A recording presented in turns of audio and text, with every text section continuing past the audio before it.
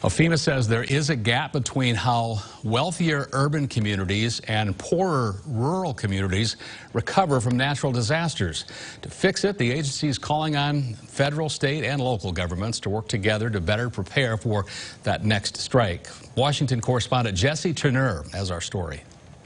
From floods and tornadoes in the Midwest to hurricanes and earthquakes on the coast, when disasters strike, they devastate communities and cost taxpayers billions of dollars. The Federal Emergency Management Agency says it wants to start spending money before disaster strikes. How can we do things differently so that we can focus our resources together to improve resilience in communities? Michael Grimm is the Assistant Administrator for Risk Management. He says FEMA's new National Mitigation Investment Strategy directs federal, state, and local governments and the private sector to work together to come up with ways to prepare for disasters. So that communities of different capabilities can develop what they need. The recommendations include building to disaster-resistant codes, collecting and sharing data like flood maps, and combining grants and loans to fund projects. FEMA says the strategy is also a way to make sure poorer rural communities have as many resources as their wealthier urban counterparts to prepare for, then recover from natural disasters. That's going to come out as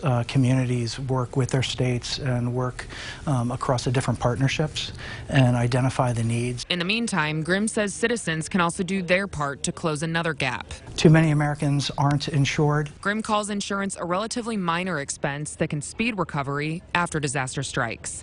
In Washington, I'm Jesse Tenor.